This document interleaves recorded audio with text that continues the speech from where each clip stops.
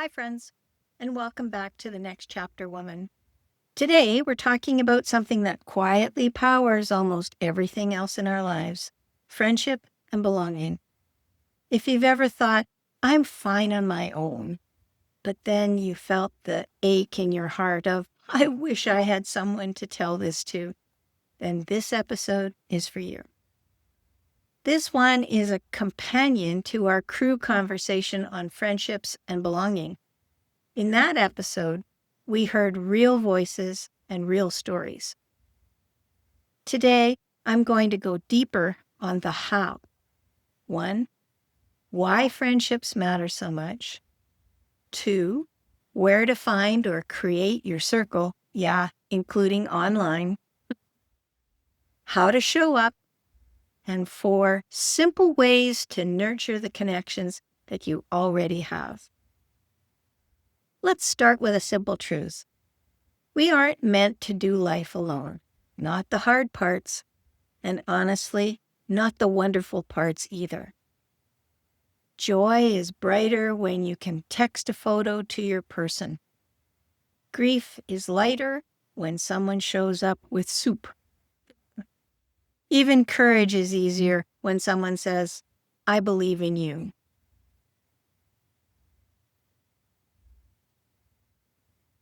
Why friendship and belonging matter. When women are connected, everything functions better. Our moods, our motivation, even our health habits. We recover faster after tough seasons. We speak up more at work or in groups. We take more brave steps. That's not an accident. That's the power of belonging. Think of your closest friend for a second. What happens inside you when you're with her? Maybe your shoulders drop, your laugh comes back, and you feel seen without having to be on. That isn't a luxury, that's a need. And when we meet that need on purpose, we thrive.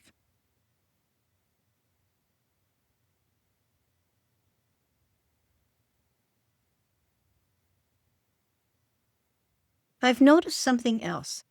The longer we live, the more nuanced our friendships become. We might not feel like we need a crowd, but we do need the right few people. The ones who understand our chapter, the big changes, the quieter mornings, the projects we're finally starting, and the boundaries we're finally keeping. Belonging isn't about fitting in. Fitting in asks you to edit yourself. Belonging says, bring the real you. It's the difference between wearing shoes that pinch and sliding into your favorite pair that somehow make you stand taller.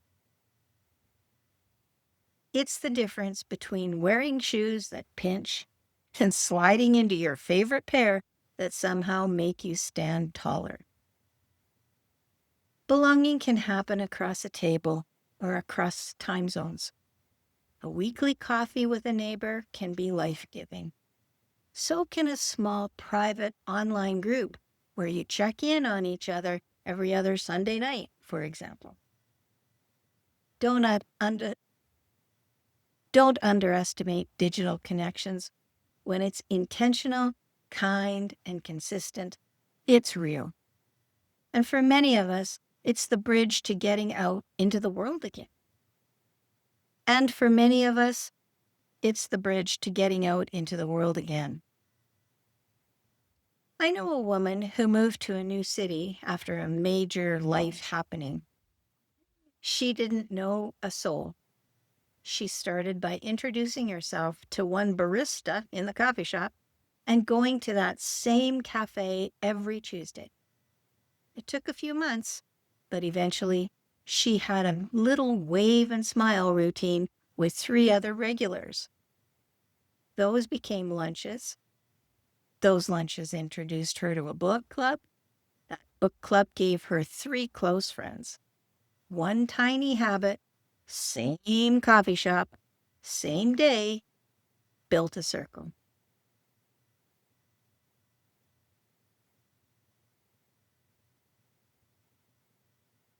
Another woman joined a private Facebook group for women learning watercolor. She posted her wobbly first attempts, and people cheered her on. One of those women turned out to live 2 towns over. Coffee date, painting date. Now they host a monthly paint and chat on Zoom with 4 others from the group. They've never met 2 of them in person, but the support is steady, personal, and real. If you're thinking, okay, but where are these people? Great question. Here's some practical places where you can look. Places you already go. Repeat yourself on purpose. Same cafe, same class, same walking trail, same service time at your place of worship. Familiarity breeds comfort, and comfort breeds conversation. 2, interest-based meetup. Hiking, photography, pickleball, book clubs, choir, volunteer shifts. Pick something you don't have to force yourself to attend. Energy attracts energy. 3, learning spaces. Workshops, library talks, museum nights, adult education classes. People who show up to learn are more often open to meeting someone new. 4, service and purpose. Shelters, community gardens, literacy programs. Serving together dissolves small talk and builds trust.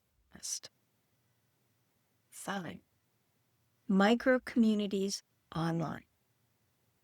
Look for small groups around a specific interest or stage of life. Some examples like a private Facebook for women starting passion projects, a Mighty Networks community for solo travelers, a WhatsApp chat for local dog walkers, an online group for pottery beginners, a Facebook group comment section where the writer encourages conversation. 6, local first online groups. Try neighborhood Facebook groups, interest threads, or city-based meetup groups that also host Zoom intros. Post a short intro. Hi, I'm Diane, new to the area and looking for a gentle walking buddy on Saturday mornings. 30 or 40 minutes. Flat path. Chat optional. Clear, kind, low pressure. Just be you when you post. 7, affinity circles that you create. Start small. A monthly bring your own project Zoom meeting, like knitting, photo sorting, writing a paragraph, fixing that squeaky drawer. 60 minutes. 10 to settle in, 40 to work quietly together, 10 to share a win. Add one friend, ask her to invite one friend. Done. How to show up. Let's make this easy. Here are 3 micro shifts that change everything. 1, be the first to say hello. A warm, hi, I'm Diane, beats a perfect line anytime. 2, offer one small specific, I'm trying to get back into walking, or I'm new to town and exploring coffee spots. Specifics start conversations. 3, ask a gentle follow-up. What's your favorite trail? How did you get into this class? People bloom when asked about their interests. In digital spaces, think of the 3x3 rule. Pick 3 small groups, and in each group, offer 3 small contributions per week. one comment that adds value, one encouragement reply, and one original post, even tiny, a resource link, a question, a picture of progress, whatever. It's consistent, not overwhelming, and it makes you visible in a genuine way. A simple framework to build your circle is the 5 C's. Clarity. What do you want more of? Laughs, movement, creative time, accountability. When you know the vibe, it's easier to spot your people. Consistency. Same time, same place, or same thread, same Zoom room. Belonging grows where repetition lives. 3. Contribution.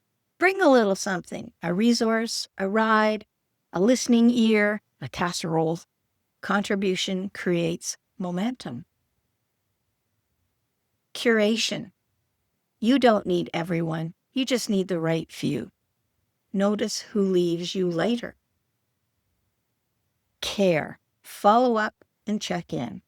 Care turns acquaintances into friends. You can apply the 5 C's online too. Clarity. Choose 2 platforms maximum, like Facebook plus Zoom. Consistency. Wednesdays at 7 p.m. is better than sometime. Contribution. Share one tip you actually used. Curation. Small groups, 6 to 12, beat giant feeds. Care. Tag people with permission. DM a quick thinking of you. Use voice notes for warmth. Nurture the friendships you already have. Most friendships don't need grand gestures. They need tiny, regular touch points. Try one of these. The 2-minute text. Saw this and thought of you. How did the appointment go? I'm proud of you. Standing date. Floating agenda. First Friday coffee, last Sunday Zoom, Wednesday walk. You'll be amazed about what accumulates. The season swap. Trade lists. She tells you one thing to try this month. You tell her one. Check in at month's end and cheer. The tiny touch system online. Monday. Drop a one-line encouragement in your small group. Wednesday. Share a resource you personally tried. A recipe, a book, a 10-minute stretching video. Friday. Voice note one friend for 30 seconds. Hey, your laugh is my favorite. Hope your week had at least one ridiculous moment. You can share digital rituals. Photo of the day threads. 2 highs and a low check-in. Co-working Zooms for 45 minutes. Cameras on or off, no pressure, just company. You don't have to be your most confident self to make a friend. You only have to be visible and kind. Wear the comfortable shoes. Bring the real you. Lead with curiosity. If leaving the house is hard right now, start online. But start. One post, one comment, one direct message per week.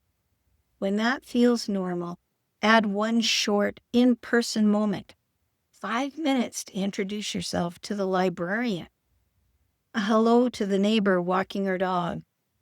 Or a quick drop-in at a community workshop. Progress, not perfection. I got a 7-day micro challenge that I'm going to offer. How about you join me? On day 1, we're going to text one person. Saw this and thought of you with a photo, an article, or a song. Day 2. Join one small online group that aligns with your current chapter. Post a hello. Day 3. Put a repeating 30-minute friendship block on your calendar for next week. Day 4. Invite one person to something tiny, a 10-minute walk, a tea, a Zoom check-in. Day 5. Share one resource you personally used. Keep it simple. Day 6. Ask one good question. What are you looking forward to this month? Day 7. Gratitude roll call. Write down 3 names and one thing you appreciate about each. Tell at least one of them. If you're starting new friendships from scratch, from ground zero, start with proximity and repetition. One place, one time, weekly. Add one online spot where you show up lightly but consistently. You're going to feel awkward for a minute. That's normal. Think of it as warming up the social muscles. Every rep counts. Okay, let's talk about when friendship hurts. If an old friendship has become one-sided or unkind, you're allowed to change the distance. Kindness and honesty are not the same as unlimited access. Close one door a little so you can open others more fully. You can grieve what was and still make room for what's next. What if the next chapter of your life is less about big reinventions and more about steady relationships, about being known by a few, showing up regularly, and letting your life be shaped in community? You don't have to manufacture belonging from scratch. You just have to place yourself where belonging can find you. That might be a weekly walk with a neighbor and a monthly Zoom with women who share your new interest. It might be posting one small win in a private group and cheering someone else's win the next day. These tiny, ordinary moments add up to a life that feels connected, supported, and even more fun.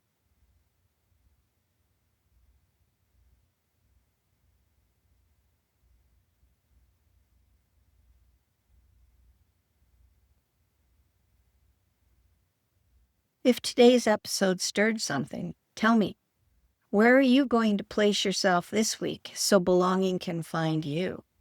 It can be as simple as same coffee shop, same time, or I'm finally posting hello in that small group I joined months ago. If you want a nudge, try the 7-day micro challenge and report back on day 7. And if you're looking for a circle that gets this part of life, this next chapter energy, you're in the right place. I'm rooting for your friendships to deepen, for new ones to start, and for you to feel the lift that belonging brings. Thank you for being here with me. If this helped, share it with one woman who might need it, and I'll see you next time.